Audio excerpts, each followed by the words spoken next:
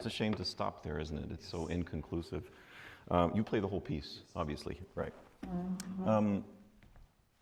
I think I get a sense that you're playing something important and that you are conveying something very dramatic, which is great, which is what the piece is all about. Just to get right, since I'm here to constructively criticize you, you know, Beethoven tends to establish the character of his music from the get-go, from the very beginning. Give me some adjectives for this first movement. It's said that there are two kinds of pianists, those who can play the first movement of 111 and those who can play the second movement of 111. I'm sure you're the third type of pianist who can play both, but what type of description would you give this first movement? Menacing, opposite of second movement, like hell trying to find its way to heaven with its like upper registers. Right. Demonic. Menacing, demonic, yeah. Even violent, for me. Right, and he tells you, I mean, he says brio and appassionato for the allegro. Let's talk about the first page. I feel that maestoso means what? How would you translate that to English? Elegant, grand. Elegant. I don't think it's elegant necessarily. Grand, yes. Majestic, yes, is probably. To me, it's a little bit too spread out. I think the integrity of the dotted rhythms has to be there from the very beginning. I think you start playing triplets as it gets softer. I don't think you mean to, but it starts being not triplets, but sixteenths, I suppose. I think that the intensity of that, this tightly coiled, barely contained hair trigger kind of energy needs to be maintained. Maybe there is a sense of release when you get this kind of low point before, you know, which is incidentally the same as the second theme, the same inversion. Let's try it one more time from the beginning. The other thing I missed was the sforzandi on beats 2 and 4. All the beats sounded somewhat similar. So this sounded the same as that. As you know, offbeat sforzandi, that's one of his thumbprints. Pun intended. Once again.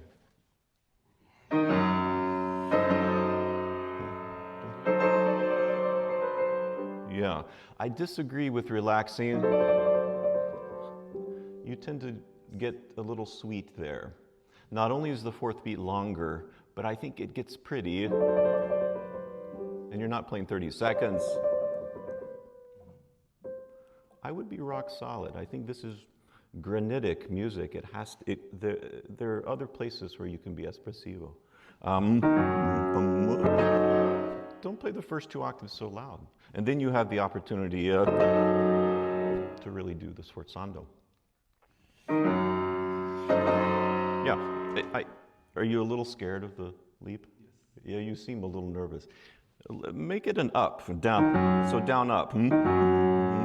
Just skip.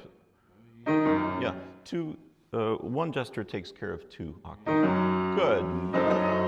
Yeah. If the 16th note or the 32nd is too loud, you can't do the sforzando.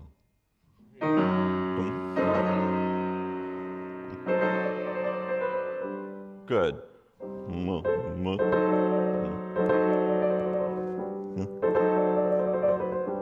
And then the releases into the silence, just as intense as the attacks. You sometimes lift the pedal like that. Once again, I still feel play the beginning a little bit less. Yeah, no, thunder and lightning, or lightning and thunder. Hurl up, yeah. Pedal later. If you pedal right away, you obscure the trill. I want to hear the nervousness of that and the intensity of it. Not just it's too vague.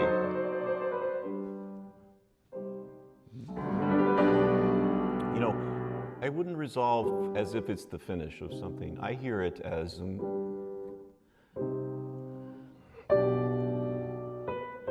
what do you think? Does that make sense? So that there's a see if you can make a connection through the three notes. You trill 3/5? Yes. Is that your best trill fingers? I think yes. Really? Okay. What fingering do you use? What about 2/3 or 2/4? And then switch later. No, you know, trill fingers. It's a very personal decision. So don't just because it's my favorite doesn't mean it has to be yours. It just needs to be strong. Can you voice? Can you voice? I hear all of these gestures. If you can feel forward and up, I feel that everything is a little bit too vertical. It's a vertical piece, and playing the piano is a vertical activity. But this is also vertical, right? And the sound has a little bit more resonance. It doesn't sound like it's hitting wood.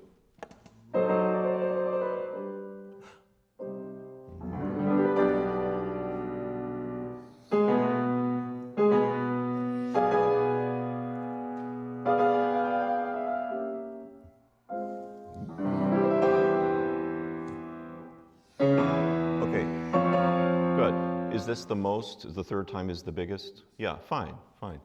You know, as you live with the piece, and when you're 45, you may decide to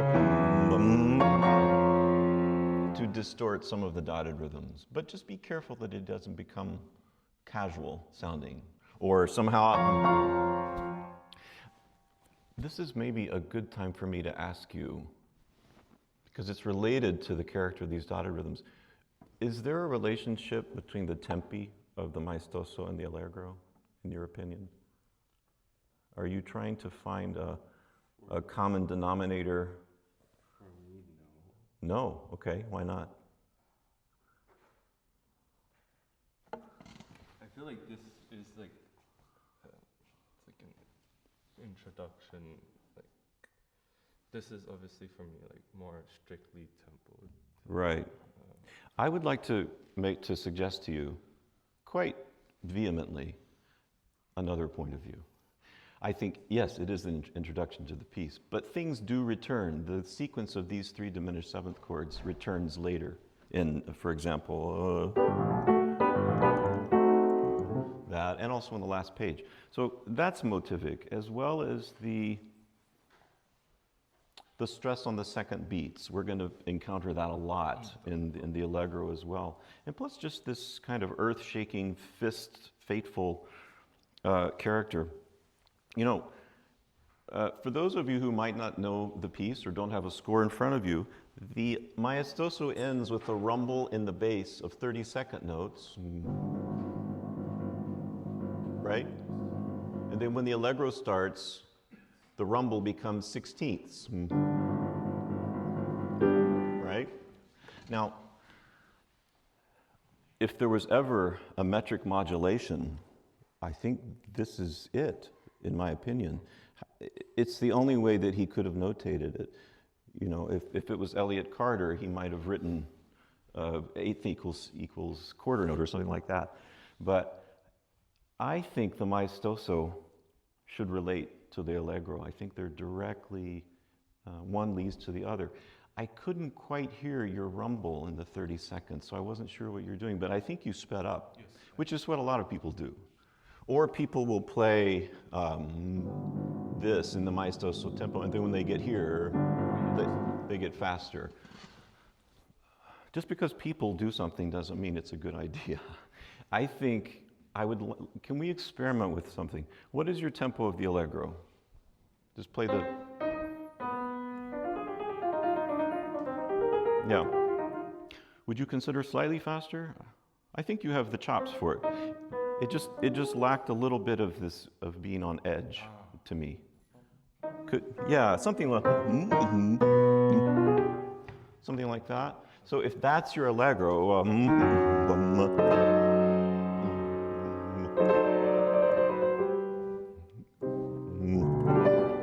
that would be your maestoso. You know, you see what I mean? It's a doppio movimento, much like, which incidentally also is a diminished seventh. I wonder if there was, I wonder if Chopin might have, it's plausible that he would have seen this score, 1822. Anyway, can you try that tempo? So before you start, just as you start the Chopin, I think, and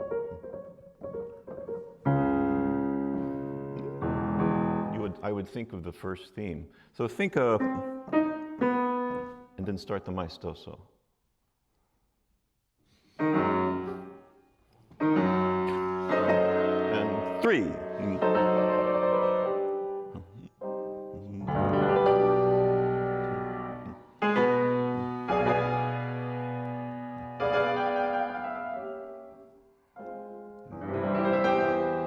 Good. Okay, experiment with that. I really think this is important because unlike 109, which has also 2 very diverse tempi very soon, I don't think this necessarily should relate to the vivace, which many people do.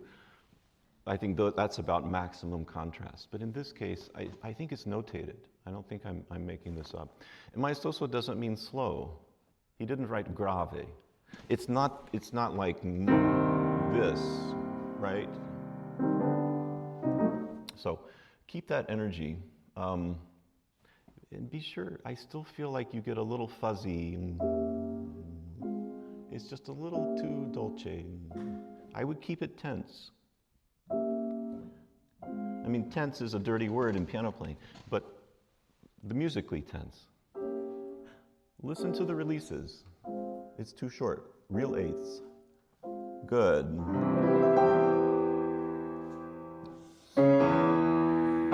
Sorry, can I bother you about one thing? So you are facilitating these second 2. Okay, why do you do that? It's more... It's easier, it's less scary, yeah. Okay, fine. I'm not one to judge, but I do have an opinion about that. I'm all for facilitating what we do. This is a hard life that we have. And you know, if it's Chopin and Rachmaninoff and Ravel, facilitate, rewrite it, take everything you want to make it easier for yourself. But somehow I have a double standard with Beethoven. I feel like a lot of times, and you might have heard this, other people say this, but the gesture, the difficulty is the piece, it is the music, and there's a kind of struggle, and I think it's very moving to hear a pianist fight mightily against fate and against all the forces that could go wrong. And even if you do a glorious splat on one of the diminished sevenths, I would admire you more for going for it, right? It's the same thing. Do you play or do you play? It's somewhat of a philosophical thing, but I would encourage you. Some people will judge you more harshly. I think that this grand gesture is part of the music. Okay, let's get to the allegro. Can you start maybe 2 before the allegro? Remember,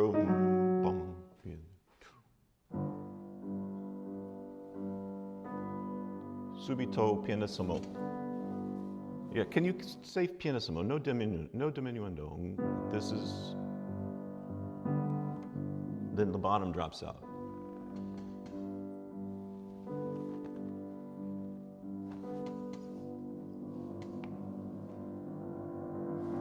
You know, he doesn't write pedal there. You can pedal, but don't make a murmur out of it. I want to hear the rhythm.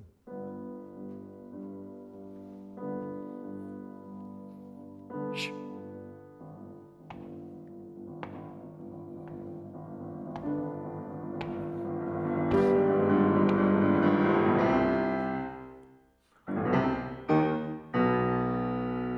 Okay, good. All right.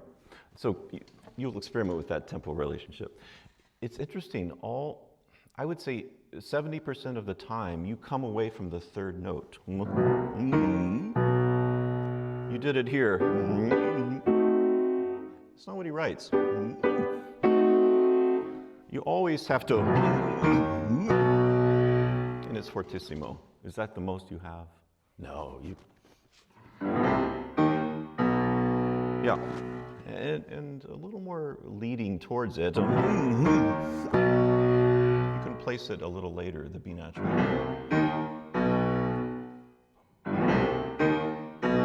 Good. Go ahead. It's not. You're not doing the sforzando. How do you play a sforzando? You play the key faster, exactly.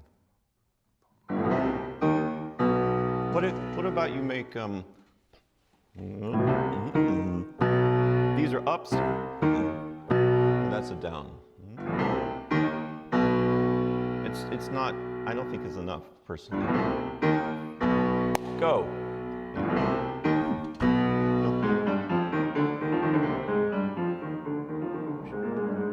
Steady.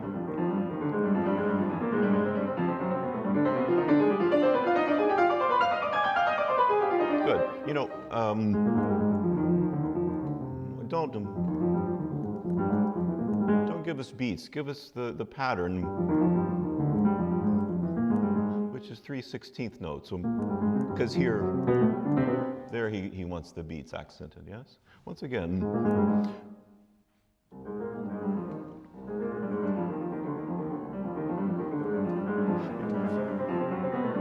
Steady.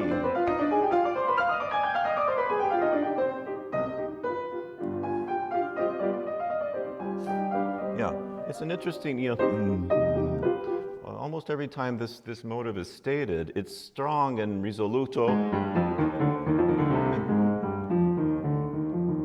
It's like a heroic gesture that can't quite get going because there's always this mitigation. Can those be a little more expressive? What do you make of that when he writes dots underneath a slur? A sigh? Yeah. Well, maybe. Not in this case, though. What is it? What do we call it in piano playing? Portato. Right? Portato, portato.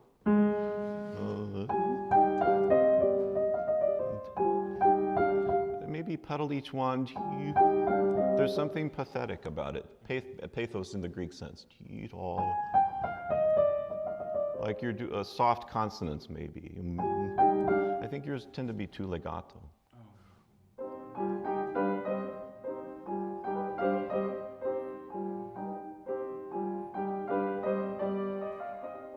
Good, go ahead. So, I think more right hand. Legato if you can. Pedal to connect the right hand.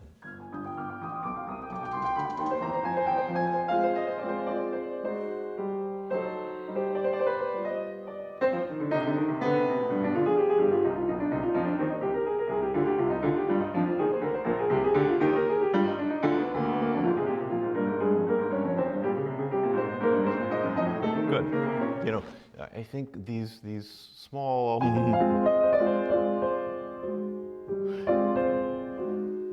the subito piano is not quite registering. There's a lot of markings here, right? Ritforzando, poco ritenente, espressivo, piano, hairpin, trill, everything.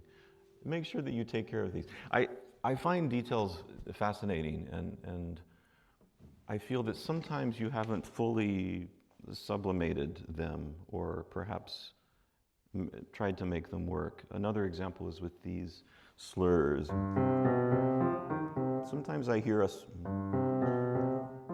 break on the fourth, and other times I hear that you slur a little too long.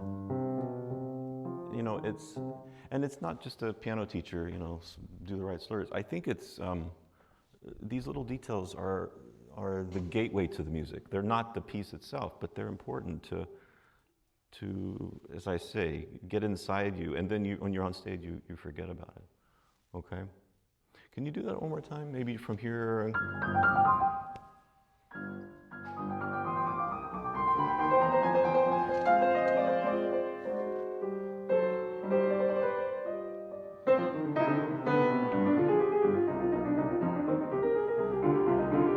I think, you know, you're going to have to use pedal to connect those. I want to, and the last two, very short pops. Go, yeah, go from, you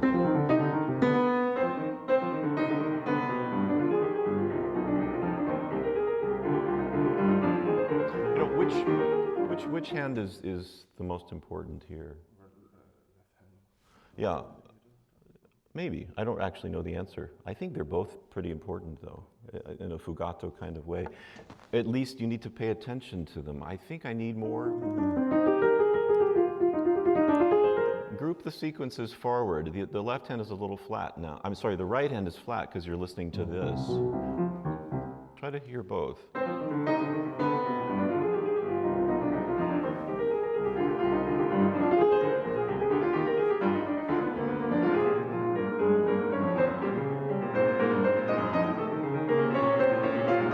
Okay, so you understand. Just do some work. Record yourself.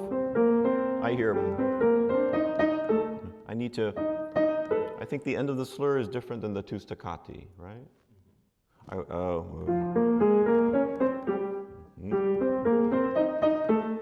And really staccatissimo, so that it comes through. It cuts through the texture of the left hand. One more time. E flat. You've got to do the sforzandi.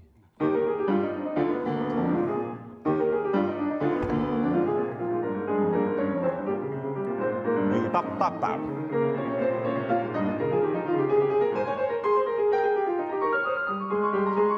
More.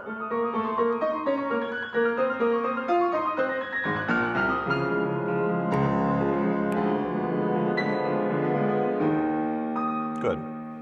And then here we get a little bit of relief, but he does bring back the dotted rhythm, so it's not exactly lazy, right? That's good. All of these, it's very hard, isn't it? Especially in the later one, because he goes way up into the stratosphere.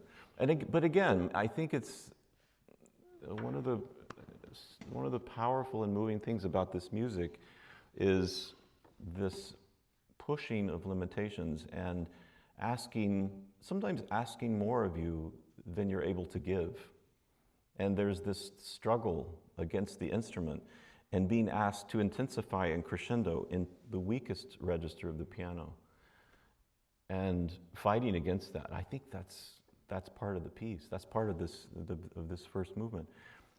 I think if you ever get so that you're comfortable with this music, you're probably not asking for enough from yourself. You're probably not listening well, and you're probably either the tempo's too slow or you're not really going for it. I think you have the ability to play this with more brio, you know. And I would encourage you to push yourself to the limit. Have you had the piece a long time? Relatively. Yeah. Don't let it settle into, this is the way I play 111. End of story. It needs to constantly evolve, right? Okay, let's keep going from...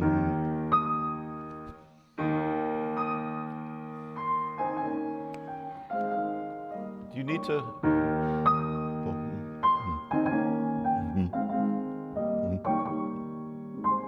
I think I wouldn't relax so soon. It's here. That's Fantasia.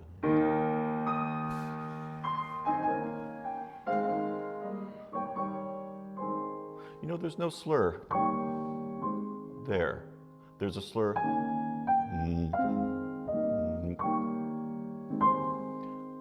I hear that second beat as more alert because this continues.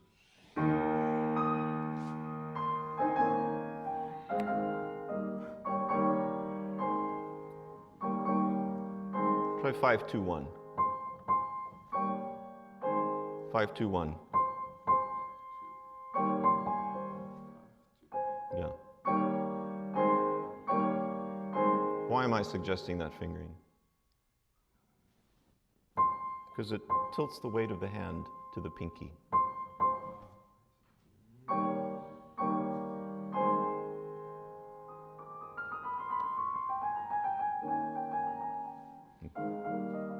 1, 2, 3, 4.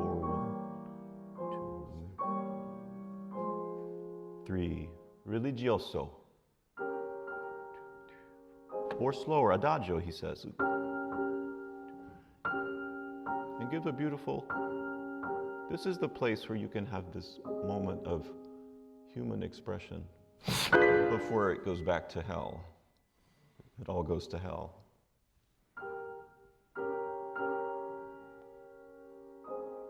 Beautiful.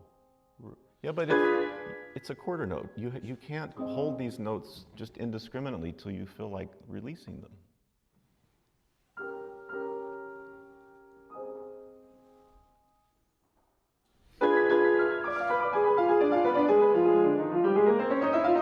Okay. I don't hear the subito piano. More like.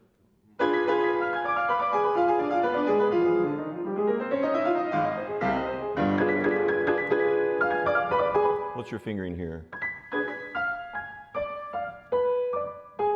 Yeah. I would do a fingering that allows you to really compress the slurs. Maybe 2 4s, or I look at Schnabel's edition. I forget what he says here, but it's probably something like 2 4, 2 4, 2 4. Something that forces you to not play something like that. I think this kind of, in Beethoven, I like those rhythms to be kind of tightly wound. All right, once again, and more pedal and more noise so that you can come down.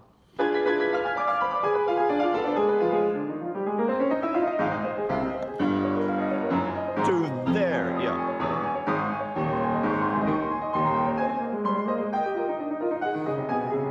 Yeah, good. You know, the sforzando's in both hands. Also the right hand. So, yeah,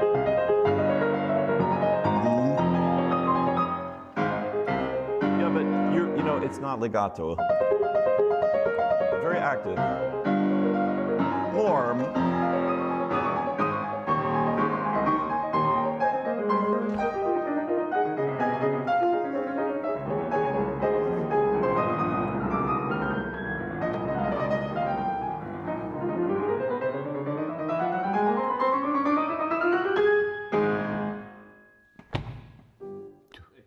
One.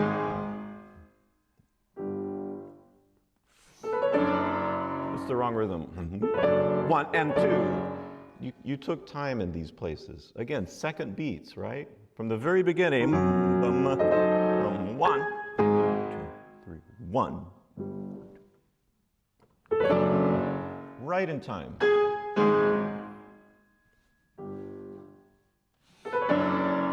One and 2. 1. Yeah, you're making this too slow. Okay, good. You get my point. There are a couple of times in the piece where you do a certain comeback, like here. I wouldn't do it. I know it makes sense, and we always talk about making a shape, but it sounds artificially imposed. When he writes, you have to start maximum and end even more maximum. Right? You did it in the development, I think. You came back a lot to build.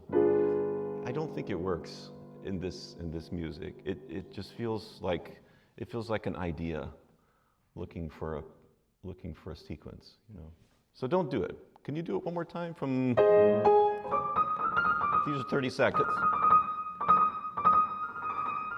Yeah.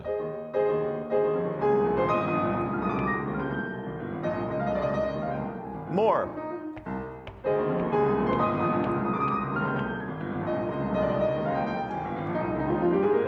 More. Pedal. Pedal each one. Especially as you get higher.